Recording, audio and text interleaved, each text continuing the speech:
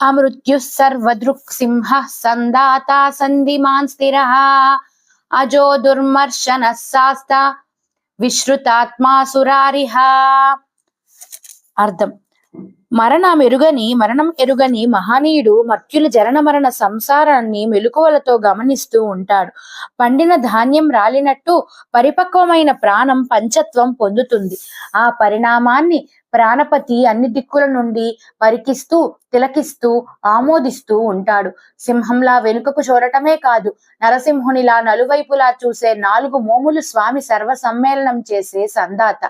ఎక్కడ ఎప్పుడు ఏ ప్రాణాలను ఎలా సంధానం చేయాలో తెలిసి అనుసంధించే సంధికార్య విశారదుడు జగన్నాటక సూత్రధారుడు. ఎన్ని పూసలు పోయినా ఈ సంధి సూత్రం నశించదు. అది సుస్థిరమైన శాసనం. అతనికి పుట్టుక లేదు. సకల సృష్టికి మూలమైన ఆకారమే ఆ సూత్రానికి బీజాక్షరం. అకారం నుంచి ఉదయించిన అజునికి ఆకారం లేదు, వికారము లేదు. అతని మాటకు ఎదురూ లేదు, తిరుగులేదు. దుశ్శాసనులకు లొంగని సుశాసనుడు కాబట్టి అతని గురించి ప్రపంచమంతా చెప్పుకుంటుంది. వేదాలు, వేదాంగాలు, వేదాంతం, పురాణాలు, కావ్యాలు, కథలు, కలాపాలు అన్ని అతని ప్రశస్తి పాఠాలే.